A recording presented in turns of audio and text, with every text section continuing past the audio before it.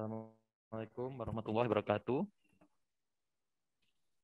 Terima kasih pada pagi hari ini jumpa lagi dengan kami di 45 menit bersama tim rehabilitasi pediatri ortopedi Rumah Sakit Ortopedi Profesor Dr. R. Soeharto Surakarta. Pagi ini merupakan webinar yang cukup spesial karena kita juga bertepatan dengan memperingati World Cup Food Day. Sehingga tema topik pada hari ini yaitu mengenai pembahasan mengenai serba-serbi pada club food sendiri.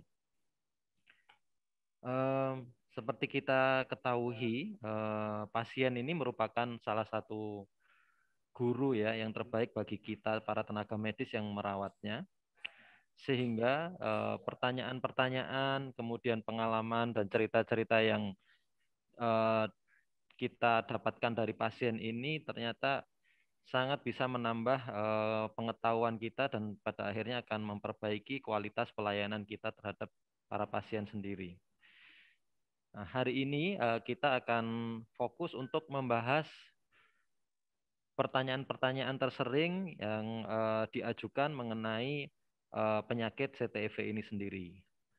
Pada pagi ini kita akan mempunyai dua pemateri yang istimewa, guru-guru kami dan mentor kami yang kami cintai. Yang pertama dari Dr. Siswarni, spesialis kedokteran fisik dan rehabilitasi. Kemudian yang kedua adalah Dr. Anung Budi Satriadi, spesialis ortopedi traumatologi konsultan pediatrik. Nanti materi pertama akan dibawakan oleh Dr. Siswarni, spesialis kedokteran fisik dan rehabilitasi. Saya bacakan kurikulum vitae secara singkatnya. Beliau mulai berkarya di Rumah Sakit Ortopedi ini pada tahun 99. Jadi sudah cukup lama, sekitar 21 tahun, 22 tahun. Mengenyam ke pendidikan di S1 pada FK Undip, S2 di FK UI, dan S3 tahun 2018 di FK UNS. Beliau dengan pengalaman bertahun-tahun memang merupakan seorang spesialis kedokteran fisik rehabilitasi yang mengkhususkan pada subspesialisasi pediatrik. Untuk hari ini beliau akan membahas terutama banyak berbicara mengenai bracing atau sepatu pada anak-anak CTEV. Untuk waktu dan tempat kami persilahkan dokter. Bismillahirrahmanirrahim. Assalamualaikum warahmatullahi wabarakatuh. Terima kasih atas waktu yang sudah diberikan kepada saya untuk membawakan mengenai rehabilitasi medik pada CTEV. Kemudian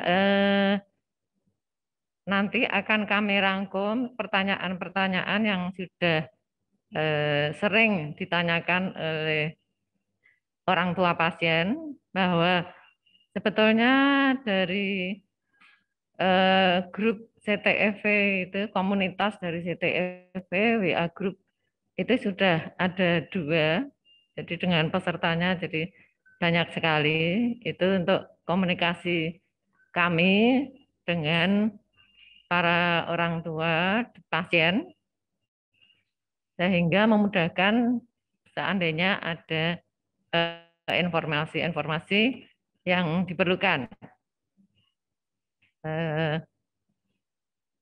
Kami mulai ya. Untuk tim pediatri dari Rumah Sakit Ortopedi Profesor Soeharto itu terdiri dari dokter, kemudian perawat ortopedi, perawat rehabilitasi, kemudian fisioterapi, terapi okupasi, ortotik prostetik, terapi cara, kemudian pekerja sosial medis, dan lain-lain. Langsung ya, jadi kita mulai. Untuk yang sering ditanyakan itu kami rangkum. Itu dari orang tua pasien biasanya menanyakan mengapa setelah diberikan terapi dikoreksi oleh bagian ortopedi dengan GIP maupun setelah operasi, mengapa selalu diperlukan foot abduction brace. Karena memang foot abduction brace itu mirip dengan Dennis Brown shoes, hanya di sini ada pengaturan sudut daripada sepatunya. Jadi ini manfaat daripada sepatu khusus untuk CTEV atau yang biasa kami sebut adalah foot abduction brace, itu adalah untuk mempertahankan kaki dalam posisi abduksi dan dorsofleksi, sehingga tidak akan balik lagi ke posisi varus ya. Kemudian ini biasanya dipakai pada saat akhir pengegiban oleh bagian ortopedi atau setelah operasi setelah 3 atau 4 minggu pengegiban. Kemudian kenapa harus dibuat sudutnya 70 derajat? Nah, itu adalah untuk mempertahankan abduksi dari calcaneus dan forefoot-nya, forefoot kaki bagian depan ya. Kemudian fungsinya ini harus dipakai kenapa? Adalah untuk mencegah kekambuhan. Jadi ukuran dari barnya, jadi gambarnya seperti ini. Jadi panjang barnya itu adalah diukur dari bahu, panjang bahu anak tersebut. Jadi nanti kalau ukurannya sudah berubah, juga barnya juga berubah. Lanjut. Sering ditanyakan itu pasien bahwa sampai kapan memakai brace ini, apakah boleh dilepas-lepas? Nah, ini jawabannya adalah demikian. Jadi pada 4 bulan pertama itu dipakai 23 jam. 23 jam itu adalah yang 1 jam itu untuk mandi. Jadi seharusnya memang 24 jam, tapi kan untuk mandi itu mandi pagi dan sore, jadi itu jumlahnya 23 jam. Kemudian setelah 4 bulan sampai dengan umur 4 tahun itu tetap harus memakai brace-nya itu sejumlah 16 jam, yaitu 12 jam di sore atau malam, jadi mulai jam 6 sore sampai 6 pagi, ditambah 4 jam pada siang hari. Ini yang kadang-kadang ditanyakan adalah apakah tidak menghambat pergerakan anak? Nah, ini sebetulnya bisa untuk aktivitas meskipun anak ini tengkurap atau rolling itu tetap bisa dilakukan. Ya, lanjut. Apakah pentingnya dari pemakaian brace ini? Yaitu untuk memberikan hasil yang sempurna. Karena menurut penelitian dengan tanpa brace itu kekambuhannya adalah lebih dari 80%. Nah, ini juga untuk mempertahankan koreksi kaki yang sudah dicapai dengan pengegiban maupun dengan operasi. Lanjut. Sehingga setelah pengegiban maupun setelah operasi, itu sebetulnya tanggung jawabnya lebih banyak kepada orang tua. Apakah peran orang tua dalam perawatan CTEV ini? Karena bertanggung jawab mempertahankan pemakaian foot abduction brace-nya. Orang tua harus bisa memasang dan melepas brace dengan benar. Kalau misalnya setelah mengambil sepatu, tapi belum jelas pemakaian dari sepatunya, harus ditanyakan. Jadi cara memakainya itu harus dilepas barnya dulu, kemudian kaki itu dimasukkan di sepatu itu satu-satu, jadi tidak langsung dipakaikan. Nanti takutnya masih ada posisi equinus ya, jinjit. Kemudian pastikan posisi sepatu nyaman karena ini menyangkut anak kecil ya, bahkan bayi yang dimulai dari bayi. Kemudian orang tua atau keluarga itu harus bisa mendidik anak untuk disiplin memakai brace-nya. Nanti kalau anak misalnya rewel atau menangis itu jangan dilepas. Nanti akan terpola. Jadi memang kita melatih kedisiplinan daripada anak. Kemudian tugas orang tua itu adalah membawa kontrol sesuai waktu yang ditentukan. Karena kalau tidak sesuai dengan waktu yang ditentukan, nanti takutnya ada perubahan-perubahan dan seandainya ada hambatan tidak bisa kita kontrol. Ini adalah trik-trik pemakaian dari FAB ya. Kemudian untuk jadwal kontrol biasanya 2 minggu setelah pemakaian BRIS. Kemudian itu kalau memang sudah tercapai koreksinya sudah tercapai, mungkin bisa setelah 3 bulan, tiap 3 bulan atau 4 bulan sampai usia 3 tahun, atau tiap 6 bulan setelah 3 atau 4 tahun, dan setelah 4 tahun pun masih memerlukan kontrol setiap 1 sampai 2 tahun ya, setelah dia dewasa. Nah, ini yang bisa biasa dipakai skor oleh kami dari medis, itu memakai skor Pirani bisa juga. Kemudian lanjut. Nah, jadi untuk mengontrol posisi kaki itu apa sudah bagus.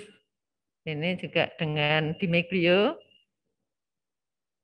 Ya, untuk orang tua itu yang wajib diketahui itu adakah tanda-tanda kekambuhan. Bagaimanakah tanda-tanda kekambuhan itu? Yaitu apakah di kaki anak itu terdapat varus, jadi lubang pada arkus daripada kaki, medial arkusnya itu apakah masih melekuk. Kemudian varusnya juga bisa dikontrol itu dari belakang, itu nanti bentuk kakinya itu ya, bentuk kakinya agak miring dari belakang ya. Kemudian dari range of motion-nya, yaitu lingkup gerak sendi, apakah ada yang kaku. Nanti untuk ini biasanya diajarkan oleh dokter ya. Ya, lanjut. Penyebab kekambuhan. Jadi pada CTEV ini memang tidak sedikit yang terjadi kekambuhan. Penyebabnya itu harus kita ketahui. Kenapa bisa terjadi kambuh? Itu biasanya karena pemakaian BRIS yang tidak tertib. Jadi dipakainya hanya waktu tidur saja. Padahal kan kalau masih 23 jam itu harus ditaati. Kemudian ketidakseimbangan otot-otot kaki, artinya biasanya juga tertib, tapi ada ketidakseimbangan otot-otot kaki. Itu mungkin kalau dikombinasi ada kelainan yang lain, misalnya ada kelainan kongenital yang lain, misalnya agak kaku pada sendi-sendinya. Lanjut. Nah, ini trik-trik pemakaian foot abduction brace-nya, sepatunya. Diharapkan harus selalu memakai kaos kaki yang katun, karena kalau yang nilon nanti takutnya jadi menimbulkan iritasi pada kaki ya. Kemudian dipakai pada kaki yang lebih parah lebih dulu. Artinya seandainya ini tidak simetris, kalau misalnya hanya CTEV kanan dekstra, itu nanti dipakainya pada yang kanan lebih dulu, kemudian baru yang normal. Kalau dua-duanya ya mana yang lebih parah dulu, baru yang lebih bagus. Nah, kemudian pertahankan kaki itu setelah masuk ke sepatu. Artinya tumitnya itu menempel pada dasar sepatu ya, tidak boleh jinjit. Kalau jinjit nanti menyebabkan equinus. Kemudian periksa apakah tumit itu tadi sudah menempel di dasar sepatu ya. Kemudian ikatlah sepatu secara kencang. Artinya kita mulai dengan strapnya. Jadi dari sepatu itu ada strapnya, strap yang seperti sabuk itu, kemudian baru tali-tali sepatunya. Setelah itu, setelah kencang, juga kita lihat di jari kaki. Jadi ini kan sepatunya dengan open toe, jadi di depannya itu kelihatan jari-jarinya. Kalau jari-jari kaki ini agak tertekan dari sepatunya, nanti kasihan bentuk jari-jarinya ya untuk ke depannya. Jadi memang jari-jari kaki harus bebas. Lanjut. Nah, ini cara pemeliharaan bris itu yang bisa membantu, yaitu kalau misalnya anak rewel itu jangan langsung dilepas ya. Kemudian anak diajak sambil bermain, jadi dialihkan perhatiannya ya untuk hal-hal permainan yang disukai. Kemudian dididik rutinitas. Bahkan kadang-kadang ada yang malas itu untuk setelah pemakaian 16 jam itu kadang-kadang anak karena sudah bisa bicara, sudah 2 tahun itu kadang-kadang minta dilepas. Nah itu yang menyebabkan nanti adanya kekambuhan. Jadi tetap harus rutin memakai ya. Kemudian bisa diberikan bantalan bar. Jadi barnya itu kan dari metal ya, metal memang dari metal yang duralium, dura aluminium. Tapi kalau misalnya untuk anak yang suka apa ngangkat-ngangkat kaki, mungkin lebih aman diberi bantalan dari busa atau dari kain. Ya. Kemudian mengencangkan tali atau strapnya. Kemudian skrup bar, jadi dari barnya itu kan ada skrunya ya, itu yang harus dikencangkan. Mungkin ini ada contohnya. Jadi nanti ini yang dikencangkan adalah bagian skrupnya. Ya lanjut. Ini yang sering dikonsulkan orang tua kalau misalnya di WA group itu misalnya baru pertama memakai itu selalu mengeluh kok terjadi kemerahan atau lecet pada kakinya. Kemudian ada yang ini anak saya sedang panas, apakah boleh dilepas? Kemudian anak rewel nangis terus. Kemudian sepatu ini kebesaran kadang-kadang. Kemudian atau kekecilan. Nah, itu mungkin bagaimana cara menyikapinya?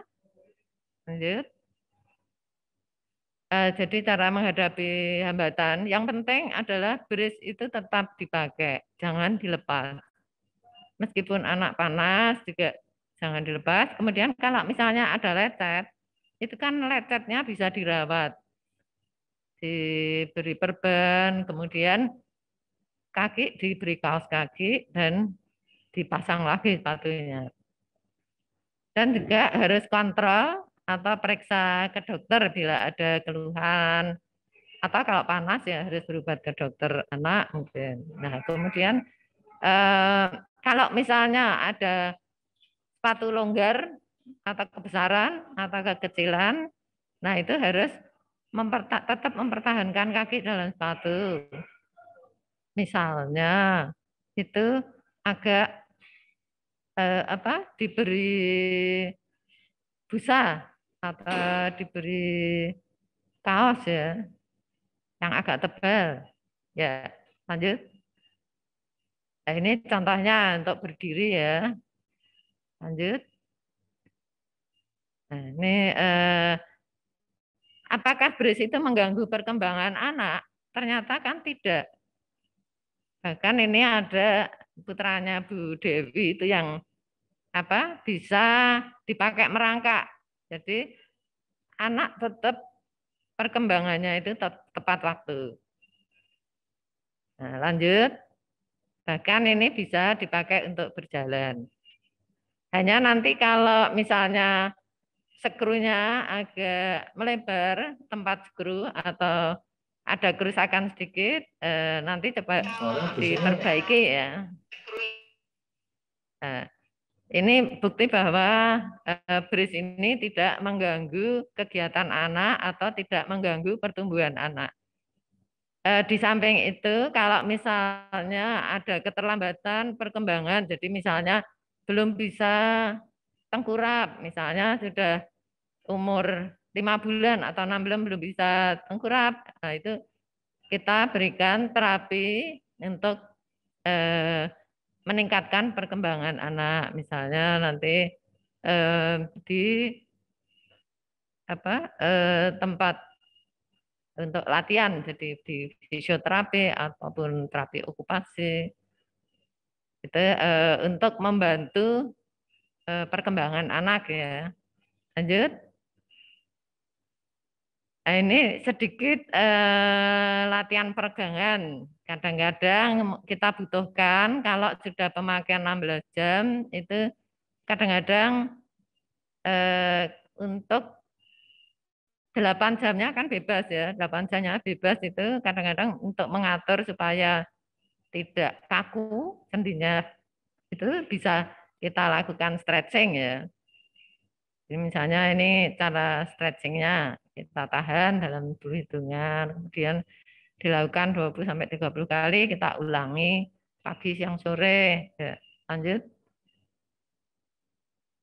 Nah, ini yang poster penelitian dulu untuk FAB dari buatan kita. Jadi buatan RSO ini ternyata sudah kami teliti dan ini cukup bagus karena sebaiknya kan kita sesuaikan dengan ekonomi dari masyarakat juga.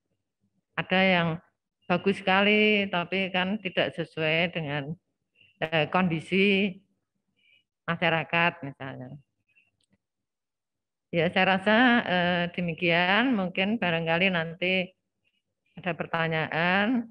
Nah, mungkin nanti untuk selanjutnya mungkin Dokter Anung yang lebih ada penjelasan-penjelasan yang lainnya. Terima kasih. Wassalamualaikum warahmatullahi wabarakatuh.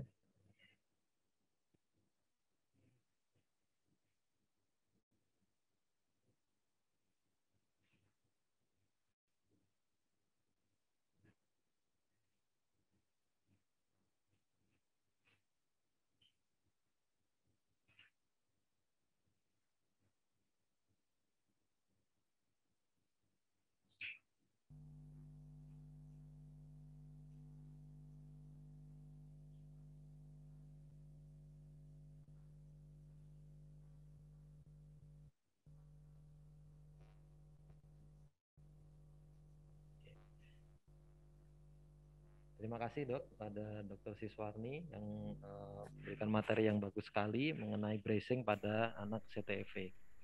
Untuk sesi berikutnya akan kita temui yaitu Dr. Anung Budi Satriadi, spesialis ortopedi traumatologi konsultan, yang akan membahas juga mengenai materi pertanyaan-pertanyaan yang paling sering kita temukan pada penanganan CTEV.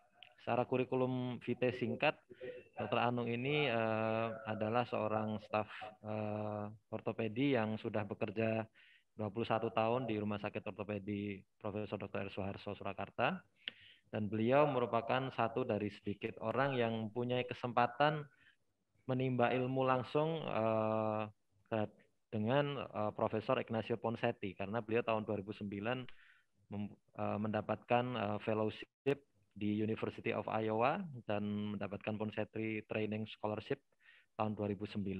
Dan setelah itu memang tahun 2009 sendiri kita ketahui Profesor Ignacio Ponseti wafat ya. Jadi kita sangat berharap banyak ilmu yang kita dapatkan dari seorang Dokter Anung ini sendiri. Kepada Dokter Anung, waktu dan tempat kami persilakan, Dok.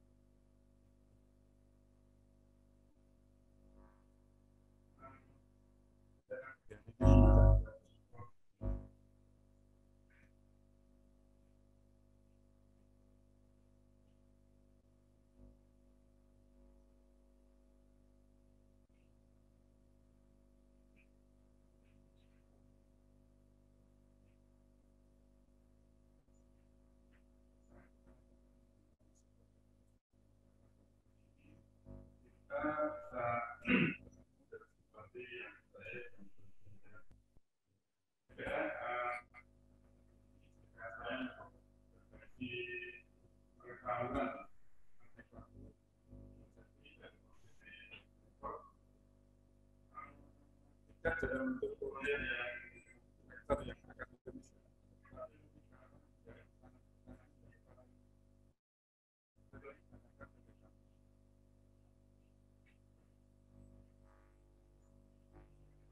Ditanyakan pada kami dan berbagai forum, baik dari internet, dari webinar yang telah kita adakan, maupun dari situs rumah sakit. Jadi ini adalah menjawab pertanyaan-pertanyaan yang sering dilakukan dalam bentuk kuliah atau yang resmi. Baik, kita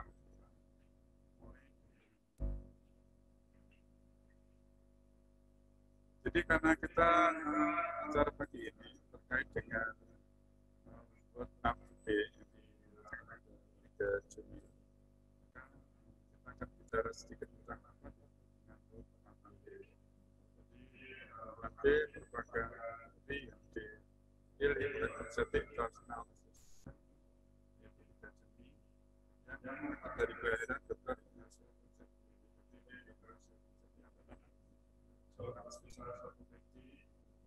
di Iowa University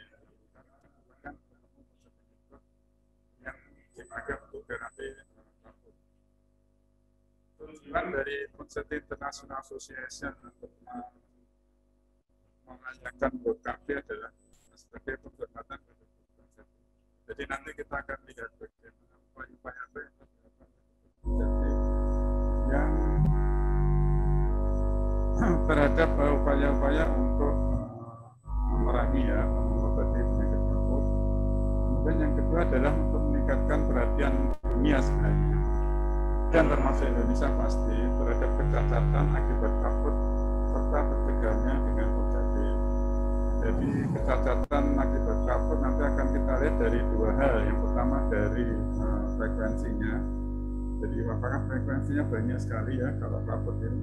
Kemudian akibat apabila kelaput itu tidak ditangani dengan baik dan benar, itu apa yang akan terjadi? Nah, perhatian terhadap kecacatan dan akibat kelaput ini itu dirasa masih sangat kurang di dunia ini dan juga di Indonesia. Serta juga adanya pencegahannya ya, pencegahannya dengan konsep metode ini yang belum banyak dipahami oleh kita semua.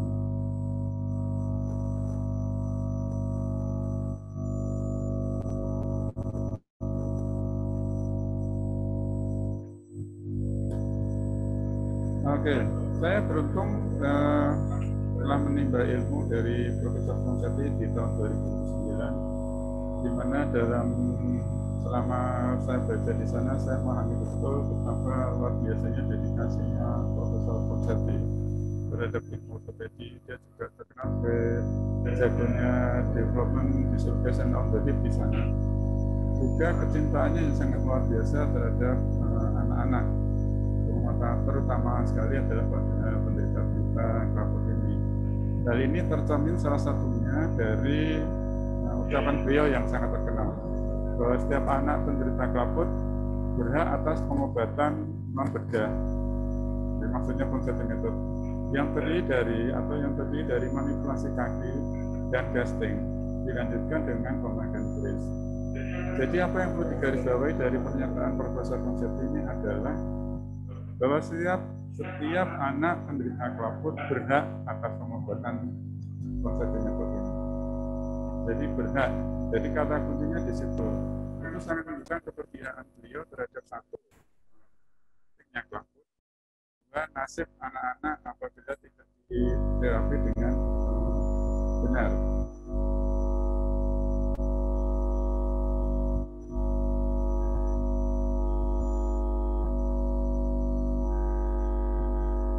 Profesor Ponseti teknologi metodenya itu telah merombak total penanganan klaput yang dulu pada umumnya klaput ini ditangani dengan metode pembedahan yang sangat ekstensif ya. Kita lihat di sini bahwa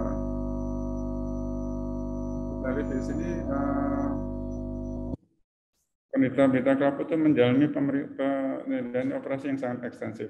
Jadi kita lihat insisinya sangat banyak, kemudian soft tissue, otot-otot dan ligamennya itu harus diekspos, kemudian ligamen atau otot yang memadai itu harus dipanjangkan. Dan kita lihat bahwa kalau dengan pembedahan yang sangat ekstensif ini dapat diramalkan bahwa tingkat kekambuhannya pasti akan sangat besar. Beda sekali dengan teknik yang sudah dikembangkan saat ini.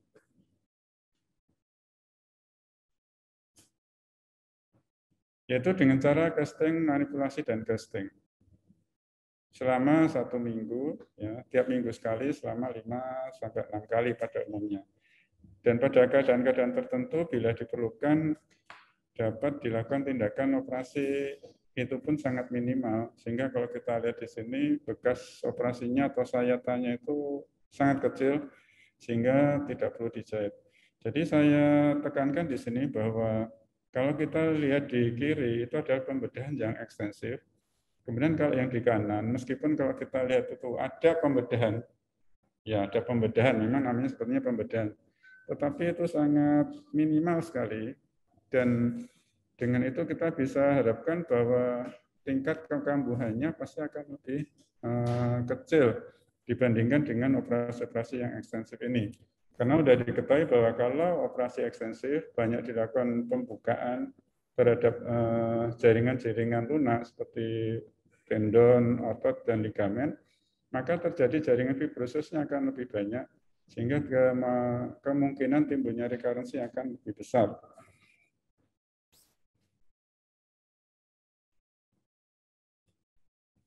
Selain itu, Ponseti Method telah dipakai di seluruh dunia. Itu sudah nggak perlu dipungkiri lagi, karena terbukti dalam banyak penelitian bahwa Ponseti Method itu sangat simpel, sangat sederhana, karena tekniknya juga sederhana, meskipun begitu harus dikerjakan dengan detail dan presisi yang sangat tinggi.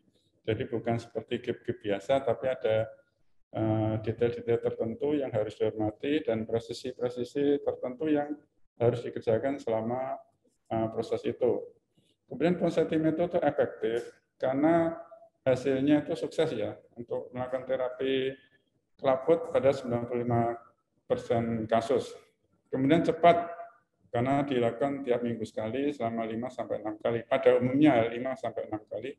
Kemudian efisien dan ekonomis karena dibandingkan dengan tindakan bedah yang ekstensif tadi, itu kan ya biayanya lebih rendah.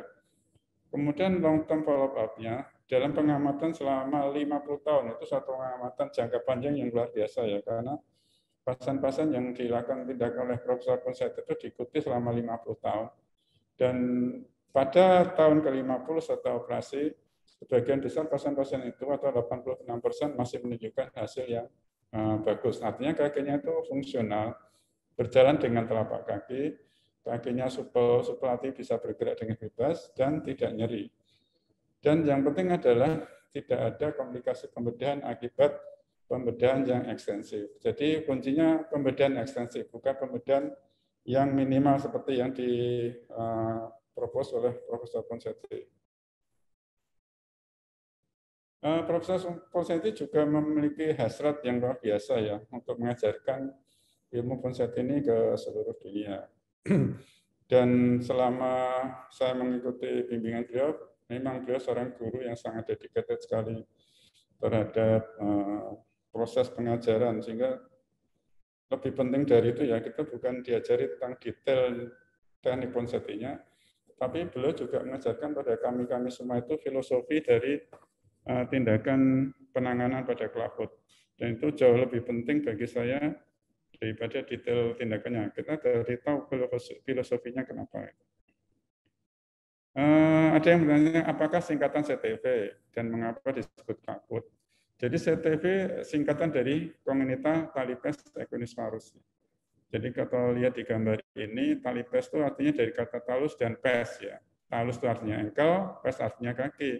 Menunjukkan bahwa kelainan itu berkisar pada pergelangan kaki dan di kakinya sendiri. Equinus karena banyak orang yang melihat kalau dilihat dari sisi bagian luar tuh bentuknya seperti kaki kuda karena jinjet ya ke arah bawah. Kemudian disebut sebagai varus karena telapak kakinya itu memutar ke bagian dalam. Jadi kalau lihat di sini kan dia memuntir ke bagian dalam. Nah, sekarang disebut namanya talipes equus varus. Kemudian mengapa disebut klaput?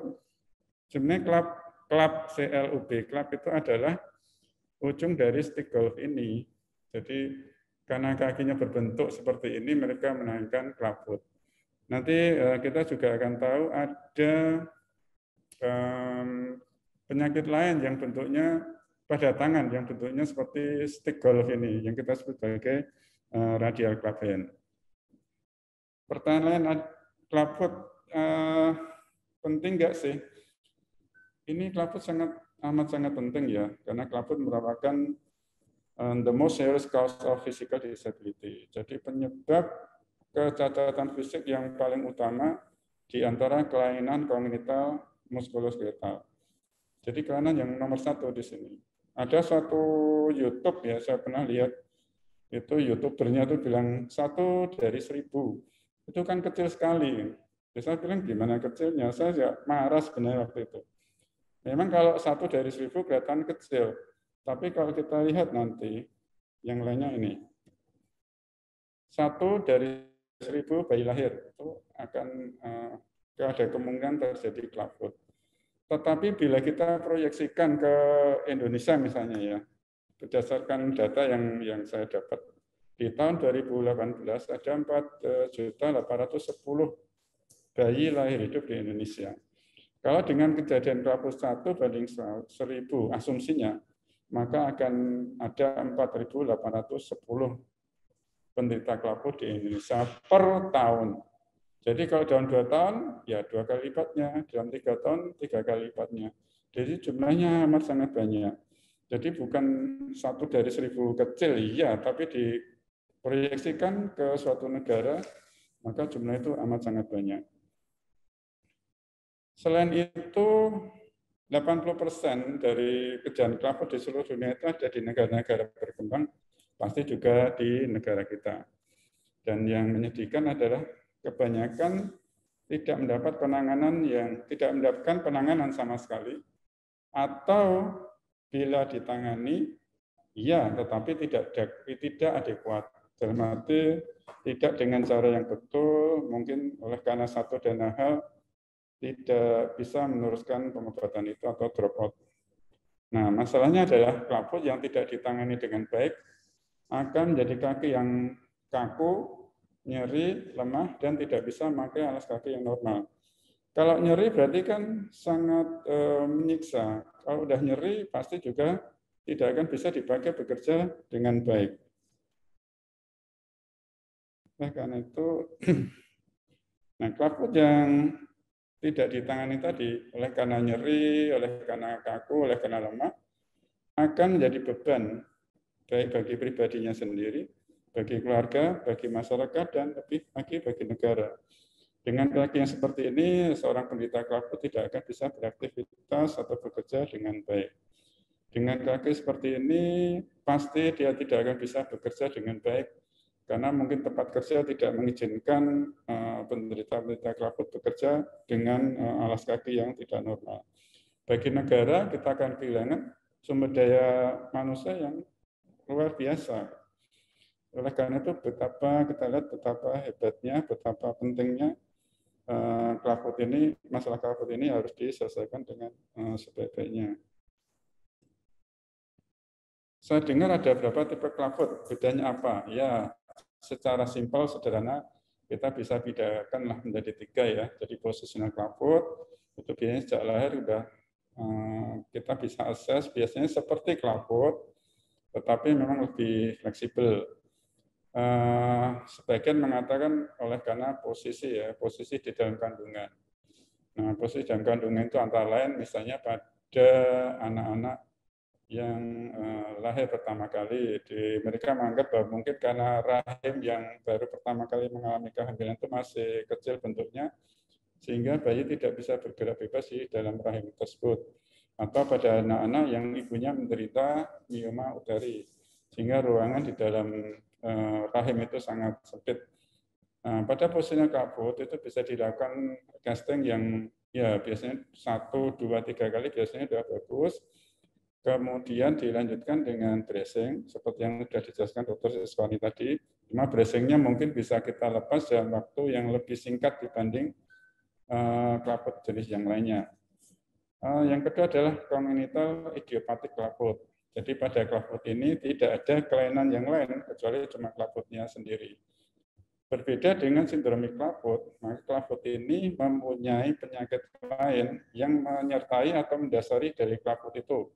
Misalnya pada pasien-pasien spina bifida atau pasien-pasien cerebral palsy terjadi imbalance, ketidakseimbangan otot sehingga terjadi kelaput.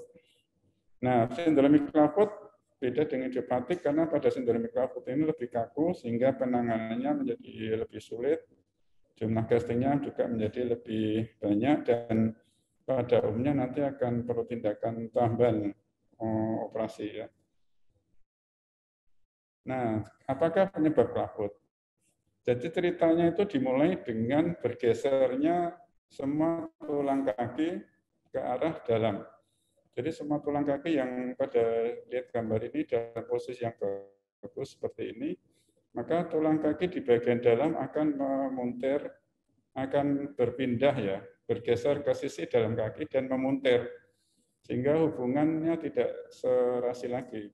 Kita lihat di sini ada satu tulang yang namanya talus. Nah, talus ini berfungsi sebagai sumbunya atau porosnya. Dia talus tetap tenang aja di sini, tetapi semua tulang kaki akan masuk ke dalam dan memuntir.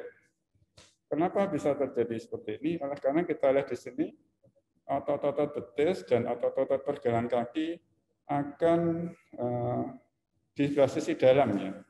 Jadi otot-otot betis dan pergelangan kaki di sisi sebelah dalam dan di belakang akan memendek. Kenapa bisa pendek? Karena ternyata sudah diteliti oleh Profesor Ponseti bahwa ada kelainan pada otot dan ligamen tersebut. Kenapa terjadi kelainan pada otot dan ligamen? Ada perubahan terhadap gen-gen tertentu ditemukan pada pasien-pasien kelaput. Tetapi apakah perubahan gen itu atau gen-gen tersebut menyebabkan pengaruhnya berpengaruh apa terhadap otot dan ligamen ini masih belum jelas hubungannya. Karena meskipun ada gen-gen tertentu yang ditengarai merupakan penyebab kelaput, belum bisa dijelaskan kenapa pemendekannya hanya pada sisi bagian belakang dan sisi bagian dalam dari kaki. Kenapa ada yang bilateral, jadi kedua kaki terkena, kenapa ada yang satu? Itu belum bisa dijelaskan. Pemikiran kita kalau ada gen, ya mestinya seluruh tubuh terkena. Ternyata kok hanya spesifik di situ. Itu yang belum terjawab sampai sekarang. Cuma yang perlu diketahui bahwa gen-gen tertentu itu hilang pengaruhnya setelah umur 4 tahun. Dan itu dikaitkan dengan relapse tadi. Jadi terjadinya kekambahan tadi yang dijelaskan Dr. Sirwani, umumnya relapse setelah 4 tahun itu sudah mulai berkurang. Salah satunya mungkin oleh karena gen-gen tersebut mulai hilang pengaruhnya pada umur itu. Ada pertanyaan lagi, berapa kemungkinan seorang penderita klaput memiliki anak yang klaput juga. Jadi kalau seorang penderita klaput mempunyai anak, maka kemungkinan anaknya juga menderita klaput ada 1 dari 30. Angka kemungkinan ini kan makin membesar bila kedua orang tuanya menderita klaput. Kemungkinan memiliki anak yang klaput adalah 1:3. Terus ada apa yang dimaksud dengan Ponseti method dan bagaimana caranya? Secara singkat, Ponseti method adalah kaki klaput dilakukan manipulasi atau distressing, diarahkan ke arah posisi yang benar. Kemudian setelah distressing, dilakukan pengegipan. Ini dilakukan selama 5 hari sampai 7 hari. Karena untuk mempermudah biasanya kita bikin yang 7 hari. Sampai terjadi kelainan bentuk. Kelainan bentuknya terkoreksi ya. Umumnya 5 sampai 6 kali. Kemudian apabila semua kelainan bentuk tadi yang sudah dijelaskan Dr. Sukarni itu sudah terkoreksi, maka dipertahankan koreksinya itu dengan foot abduction brace. Dalam kondisi yang tertentu, bila mana perlu bisa dilakukan pemanjangan otot betis. Ini bila perlu, jadi enggak semuanya. Dan kondisi-kondisi tertentu saja perlu pemanjangan otot betis. Yang tadi kita perhatikan insisinya sangat minimal, sehingga tidak perlu dicet. Nah, setelah pemanjangan betis dan semua kelainan bentuknya terkoreksi, sama kelanjutannya adalah pertahanan koreksi dengan foot abduction.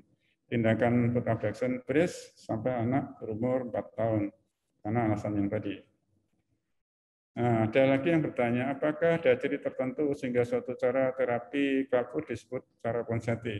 Karena si penanya ini melihat dari berbagai sosial media yang menjelaskan tentang Ponseti, cara Ponseti, dan satu sama lain ada berapa perbedaan sehingga dia bingung yang disebut Ponseti yang gimana sih.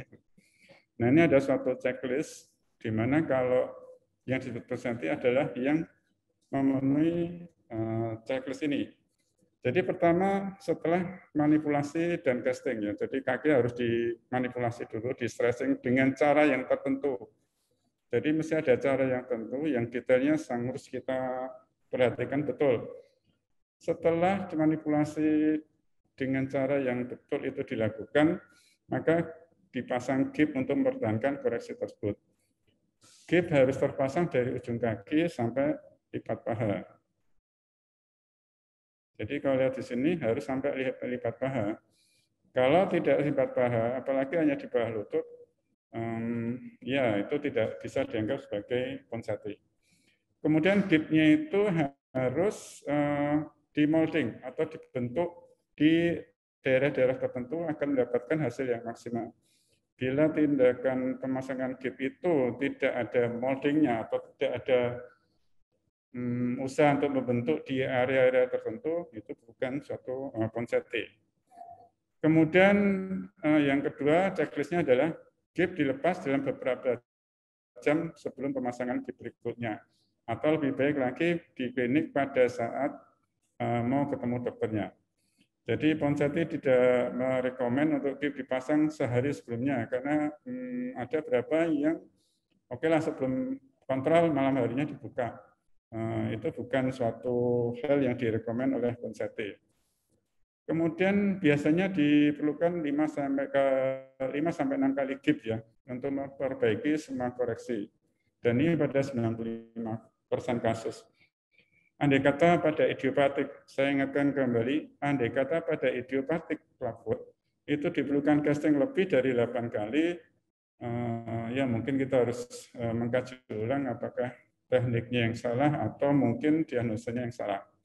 Dalam tiap kali casting akan ada penambahan 10 derajat sampai 20 derajat. Sehingga gip yang terakhir itu harus dalam posisi 70 derajat. Seperti ini. Jadi 70 derajat. Abduksi, jadi artinya memuntir ke arah luar. Ini harus sampai ini. Kalau belum seperti ini, ya kita nggak bisa menganggap itu suatu hal yang benar. Ingat, ini kita bicara lebih pada idiopatik ke klaput ya, bukan pada kasus-kasus yang lainnya.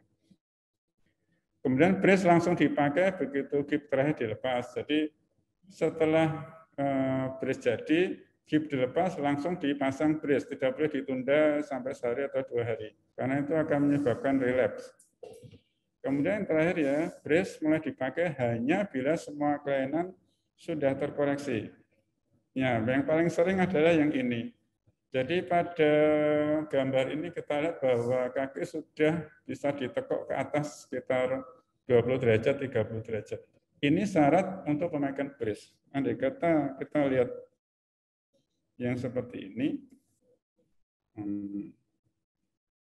kita lihat bahwa ini masih jinjit ya, equinus sekitar 10 derajatan. Ini sebenarnya belum saatnya untuk dilakukan bracing. Belum dilakukan bracing.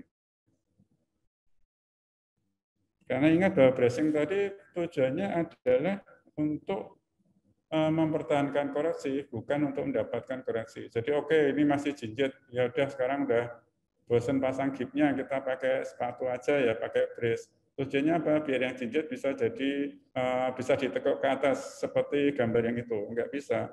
Jadi harus sempurnakan dulu, baru kita lakukan pemasangan brace, karena tujuan brace tadi kan adalah untuk mempertahankan koreksi, bukan untuk mendapatkan koreksi. Ada pertanyaan lagi, apabila penanganan dimulai sejak dini, berapa kali biasanya diperlukan ganti gips? Nah, bila dini, maksudnya dini adalah golden time ya, segera setelah lahir. Jadi casting Ponseti itu akan sangat baik apabila dapat dilakukan sebelum umur 10 hari. Kenapa? Karena kita masih mendapatkan keuntungan adanya hormon relaksin ya, yang menyebabkan otot-otot itu lebih mudah di-stressing. Bila dilakukan secara dini, maka kita melakukan casting lebih kurang 5-6 kali. Bahkan pada kondisi-kondisi tertentu 4 kali aja biasanya sudah cukup. Nah, bila 6-7 kali tidak terkoreksi, ingat pada pasien-pasien yang masih dini dilakukan ya, bila 6-7 kali tidak terkoreksi, maka kemungkinan besar itu gagal, karena bisa jadi diagnosa kita yang salah, bisa kira teknik yang salah. Dan pada kasus-kasus ini, bila memang suatu kelakut yang idiopatik dan 6 kali tidak terkoreksi, mungkin itu memerlukan tindakan pembedahan. Bila casting dimulai pada walking age, jadi usia berjalan, biasanya gipsnya lebih banyak ya, bisa sampai 12 kali cast. Dan nah ini perlu kemungkinan tambahan pembedahan pada penderita ini. Dan ya kalau anak-anak sudah bisa berjalan, seringkali proses castingnya itu nightmare ya, mimpi buruk benar untuk dokternya, untuk perawatnya, untuk penderita dan keluarga. Karena anaknya itu sudah kuat, jadi bisa mancal-mancal ya, istilah orang Jawa itu nendang-nendang, ya, proses castingnya akan menjadi lebih sulit. Oke. Berapa persen anak saya akan sembuh dengan metode Ponseti? Nah, ini seringkali ditanyakan. Sebenarnya agak sulit jawabnya. Karena keberhasilan itu tergantung dari derajat kekakuan kaki. Dan derajat kekakuan kaki juga dipengaruhi oleh umurnya juga. Kalau misalnya datang dengan umur pasien yang sudah bisa berjalan, itu akan lebih sulit daripada kalau masih dalam golden period. Kemudian tergantung dari jam terbang dokternya, ya pastilah. Karena kedokteran juga merupakan seni, pasti pengalaman juga akan mempengaruhi. Serta yang penting adalah kesungguhan keluarganya. Jadi kita di sini keluarga sangat berperan dalam keberhasilan teknik Ponseti ini. Di seluruh dunia, angka keberhasilan ini lebih dari 95%. Penelitian yang kita lakukan di rumah sakit kita juga menunjukkan angka yang sama. Bahkan pada awal-awal kita bisa mencapai 98%. Oleh karena itu, memang kita sangat rekomen teknik Ponseti ini. Kegagalan paling sering terjadi pada kasus-kasus yang sulit ya, seperti sindromik.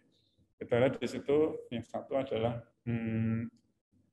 atokiprosis multiplex kongenital, itu merupakan suatu sindromik, artinya ada kelainan lain yang mendasarinya.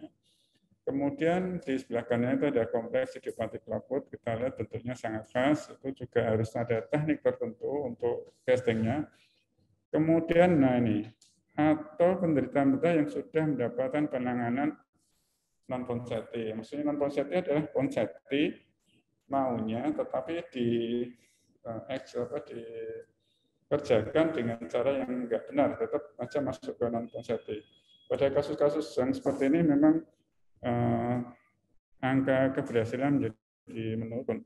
karena biasanya perlu teknik-teknik tertentu dan biasanya juga memerlukan tindakan pembedahan. Oke, ada ibu yang melaporkan bayi saya itu menderita kelaput dengan spina bifida.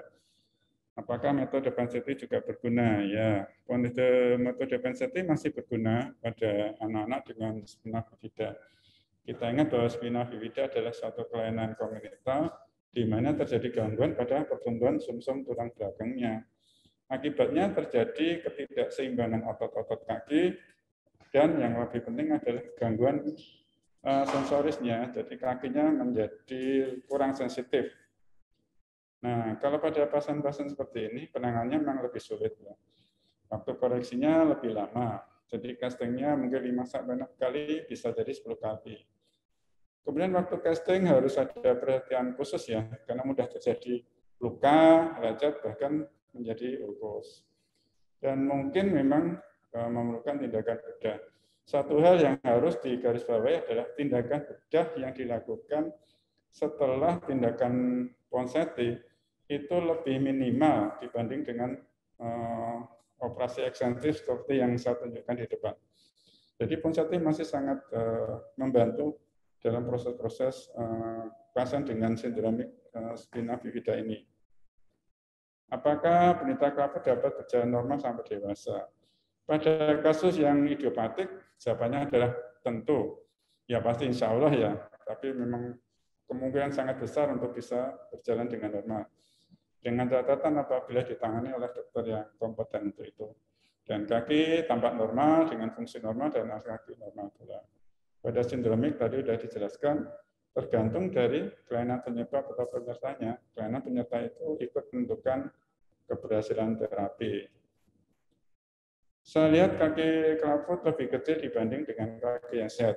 Apakah ketika dewasa jalannya akan terganggu? Ya, sudah diketahui bahwa kelaput yang satu sisi atau unilateral biasanya lebih pendek, lebih sempit, lingkar betisnya lebih kecil, dan panjang tungkainya sama. Tetapi kaki tersebut kuat ya, fleksibel dan bebas nyeri. Di gambar ini pasien ini umur 15 tahun ketika dibawa ke sini. Anaknya memang gede. Kemudian kita perlu casting sampai 15 kali. Dan diperlukan tindakan pembedahan minimal pada pasien ini. Kita lihat ini di tengah kaki yang kiri itu kan lebih pendek ya. Lebih sempit, lebih pendek karena panjangnya lebih pendek, kemudian lebarnya lebih sempit. Kemudian kalau kita lihat dari belakang ini, lingkar betisnya lebih kecil. Tetapi panjang tungkainya pada umumnya sama. Jadi tidak usah khawatir bahwa kaki kita akan menyebabkan pincang. Nah, kita lihat di sini bahwa orang yang dipakai untuk poster World Club Day yang pertama adalah seorang pasien kelaput ya, tapi jagoan atau juara di triathlon ya. Dan di Amerika banyak juga pasien-pasien kelaput yang ketika dewasa dia menjadi atlet yang berprestasi.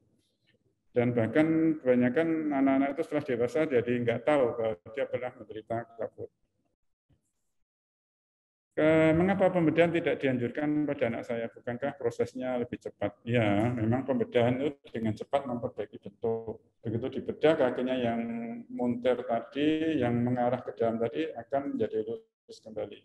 Tetapi tindakan pembedahan itu akan menyebabkan kemungkinan kamu menjadi lebih besar. Dan, nah ini yang penting, kelaput yang dikoreksi dengan pembedahan menjadi lemah, kaku, dan seringkali nyeri pada masa dewasanya. Itulah sebabnya bila memungkinkan kita hindari tindakan pembedahan yang ekstensif, yaitu dengan cara pemakaian Ponseti casting yang bagus.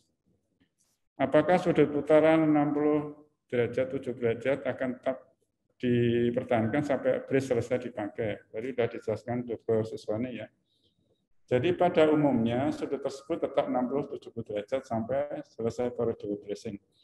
Pada kondisi-kondisi tertentu, sudut tersebut bisa disesuaikan atau diubah. Jadi kondisi-kondisi tertentu. Nah, kondisi tertentu yang bagaimana? Nah, nanti para dokter akan menilai di setiap kali kunjungan atau kontrol. Nah, tadi sudah ya, dianukan. Apakah pemakaian brace akan mengganggu tumbuh kembang anak? Ya, kita lihat di sini. Nah, ini sudah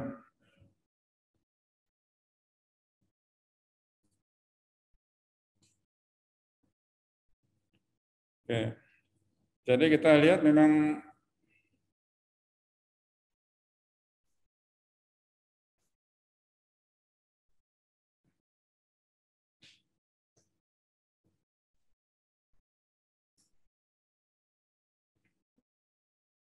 kita lihat bahwa pasien-pasien ini masih bisa bergerak dengan bebas sehingga tidak mengganggu. Kalau yang video yang satunya saya kira tadi sudah dianukan Dr. Seswani ya.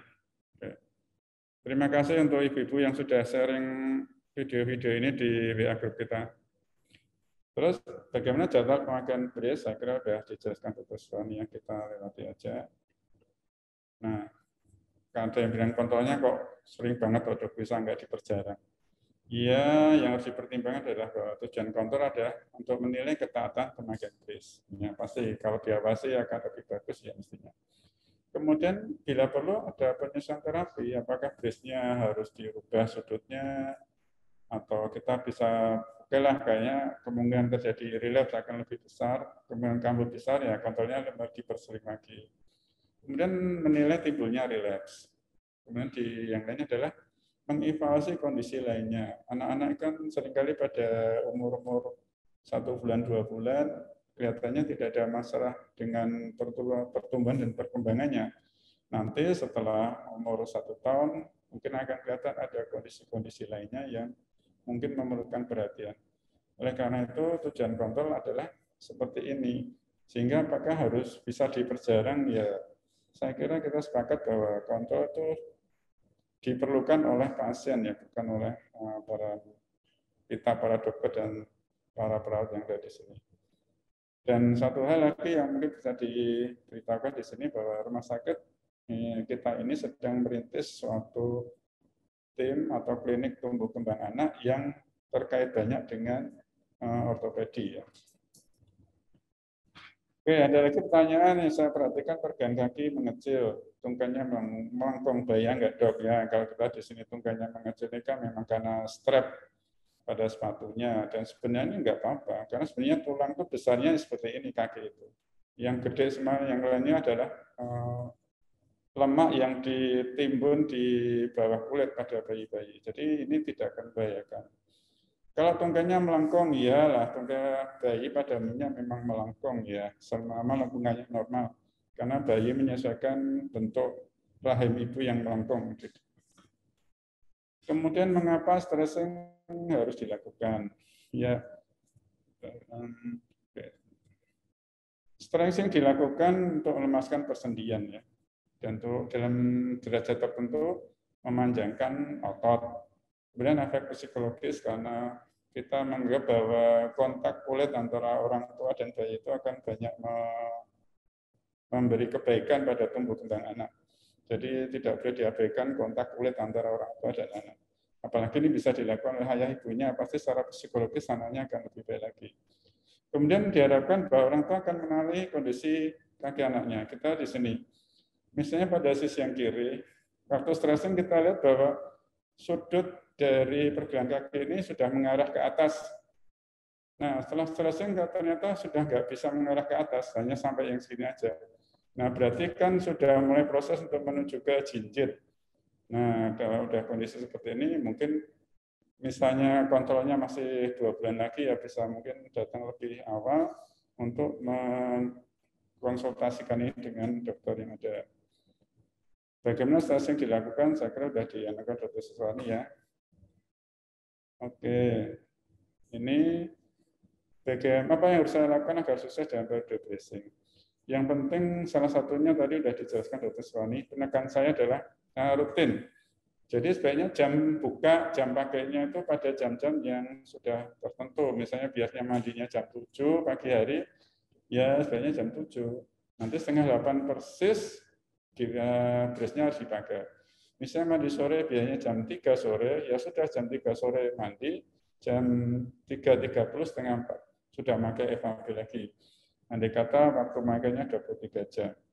Demikian juga lamanya pemakaian tiap hari itu harus sebisa mungkin dibikin pas, karena itu akan menjamin anak itu memiliki jam tubuh yang tetap, yang kontinu, sehingga dia akan lebih mudah atau lebih mau memakai sepatu ini, lebih disiplin. Kemudian selalu dipakai, terutama misalnya keperluan di luar rumah dan perjalanan itu sangat baik untuk dipakai. Karena kalau enggak, anak akan belajar bahwa kalau tidak pakai dia lebih bebas, maka dia begitu dia dipakai, dia nangis. Kalau begitu dia nangis, kita turuti maunya dengan tidak memakaikan brace, dia akan belajar. Kalau menangis, brace-nya dibuka dan dia akan memakai taktik itu. Kemudian cara yang adalah call friends ya. Jadi ya bisa diskusi dengan teman-teman lain yang memiliki putra yang menderita GAPUT. Biasanya kita ada WA grup untuk CTV di RSO, sangat bagus sekali untuk berkomunikasi melalui itu. Kemudian ada tips lain dari salah satu ibu di sini ya, namanya Umu Hafiz. Jadi ya ada unsur kejamnya di situ. Maksudnya kejam itu harus disiplin betulan. Karena begitu kita sedikit kompromi dengan pasien, ya nanti akan jadi masalah dengan itu.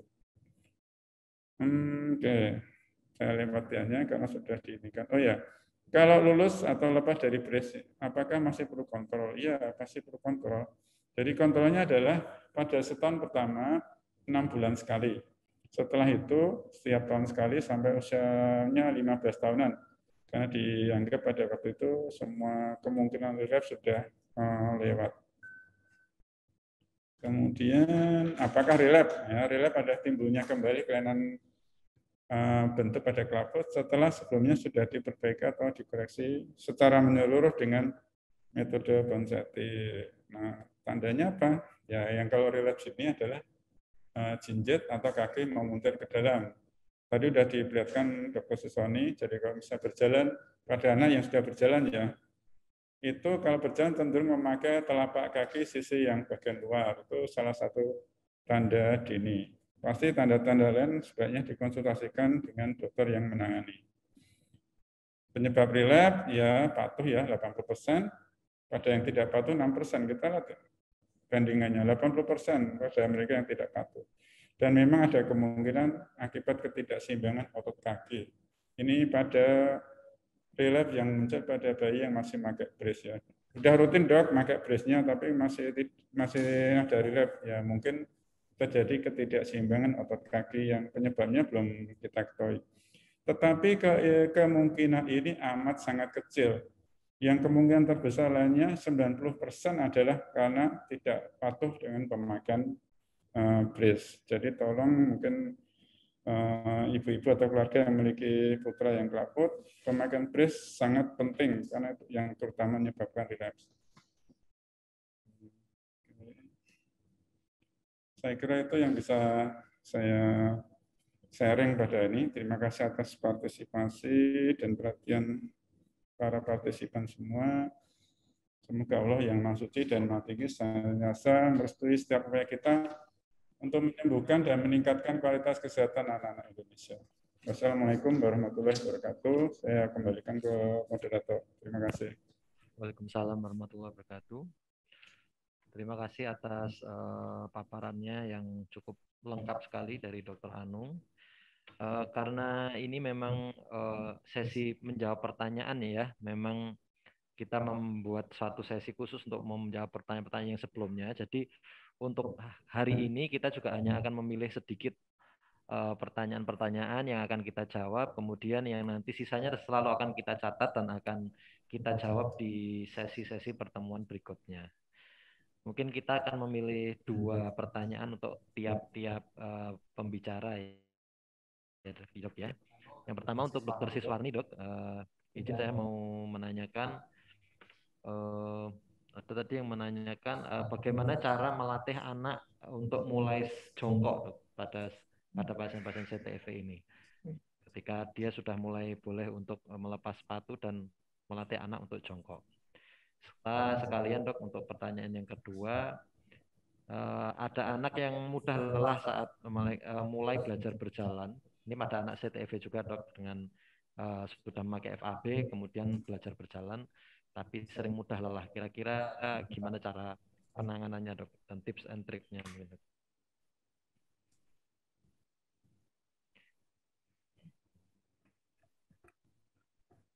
Terima kasih atas pertanyaannya, juga atas kesempatan yang diberikan kepada saya.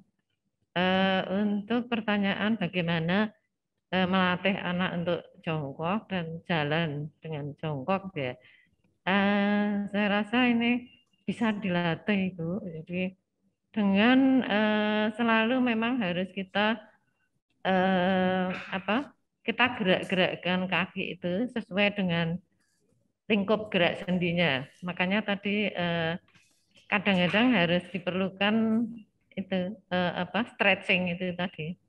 Dengan stretching kalau untuk lutut sudah tidak kaku, kemudian juga ankle-nya itu sudah lemas, tidak kaku pada tendon Achilles ya. Tendon Achilles ya adalah di tumit, itu yang belakang tumit itu kalau masih kaku itu akan tidak mampu untuk jongkok. Jadi harus kita latih dulu stretching untuk lutut, kemudian untuk ankle, sehingga setelah itu baru kita latih untuk jongkok.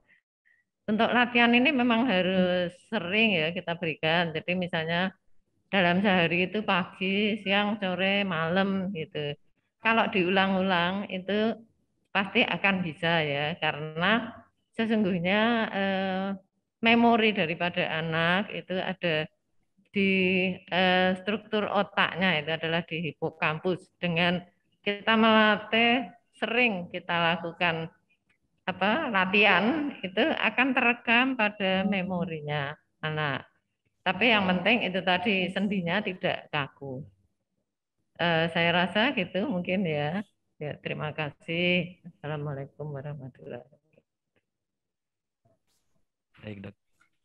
Waalaikumsalam warahmatullahi wabarakatuh. Nah, terima kasih atas jawaban-jawaban dari Dr. Siswarni. Kemudian kita beranjak ke Dr. Anung, Dok. Saya pilihkan beberapa pertanyaan ya, Dok, yang mungkin tadi belum sempat dijawab mengenai, ada yang menanyakan mengenai komplikasi pengegipan ini sendiri, Dok.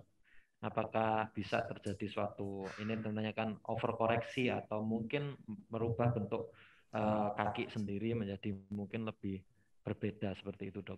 Mungkin pertanyaan pertamanya itu dulu, Dok. Ya. Terima kasih.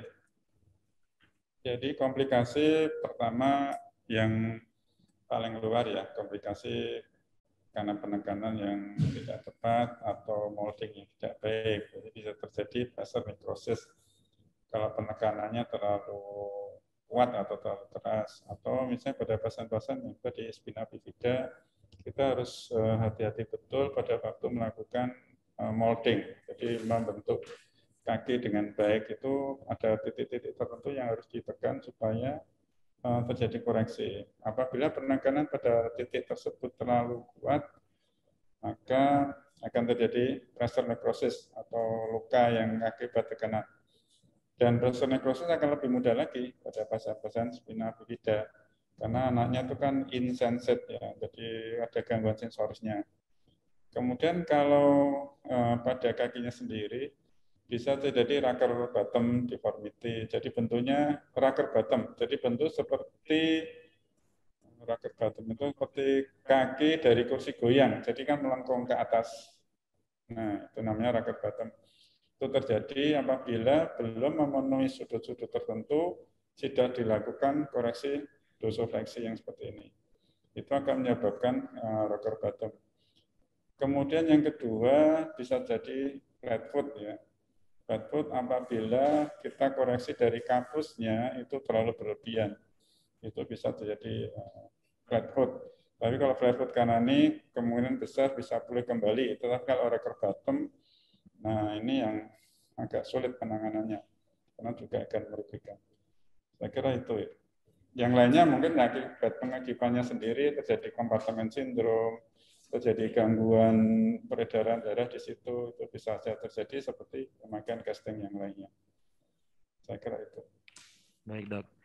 Kemudian pertanyaan yang kedua, ini mungkin Ada yang menanyakan mengenai benar nggak dok kalau anak CTEV ini nanti dianggap sembuh kalau udah ada munculnya mata kaki bagian dalam dan luar ini mulai muncul. Boleh dijawab dok mungkin dok. Iya. Munculnya mata kaki. Iya dok. Terabanya mata kaki. Iya. Iya, sering banyak juga ditanyakan ini. Iya. Sebenarnya begini, mata kaki pada nengklep itu ya terbentuk. Ada, tapi memang ada teman-teman sejawat, dokter ortopedi yang berusaha untuk menjelaskan dengan cara yang lebih sederhana bahwa ini mata kakinya nggak terbentuk. Karena mata kaki nggak terbentuk, maka kakinya jadi melengkung ke dalam. Nah, kalau misalnya kita akan casting, kemudian kita selesai casting, hasilnya bagus, sudah terkoreksi, dipasang brace, tujuannya adalah supaya mata kakinya terbentuk. Ini salah satu cara yang edukasi yang bagus juga menurut saya. Tetapi sebenarnya mata kaki tetap terbentuk. Bahkan ketika dilakukan pemeriksaan MRI, misalnya atau CT scan yang dari Pirani itu juga disebutkan bahwa pergelangan kaki itu tetap terbentuk. Cuma karena tadi tarikan otot tertentu, maka tulang-tulang kaki di bagian depan itu memuntir ke arah dalam dan melengkung. Jadi mata kaki sudah ada sejak lahir, tidak ada kelainan di mata kakinya. Cuma di kaki, di sebelah dalam, di sebelah depan dari mata kaki itu yang bermasalah. Ya, tapi itu bukan edukasi yang salah menurut saya, itu cara yang baik juga. Biar ibu-ibu juga lebih taat, biar itu mata kakinya belum terbentuk, itu artinya koreksinya belum bagus gitu. Saya kira itu. Banyak sekali yang menanyakan tentang ini, dok. Ya dok. Ya. Baik, saya kira karena waktu juga sudah lebih ya.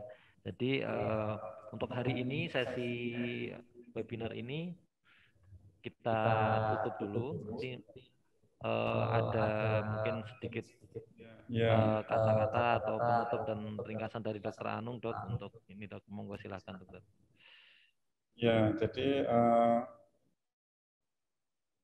saya mewakili teman-teman yang ada di sini ya dari tim rehabilitasi pediatri ortopedi yang di Rumah Sakit Ortopedi, karena ini masih ya suasana Lebaran masih ada ya. Tapi kami mohon maaf bila dalam pelayanan kami ada kekurangannya dan mohon mohon bantuan dan kerjasama dan doanya ya agar proses pengobatan ini dapat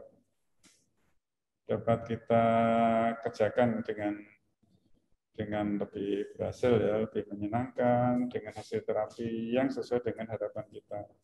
Jadi penting sekali kita mengadakan adanya dukungan ya, bantuan dan kerjasama dari para pengasuh, para ibu, pada ayah dari pasien-pasien kita agar tadi proses terapi dapat berjalan lancar dan menyenangkan dengan hasil terapi yang sesuai dengan harapan kita.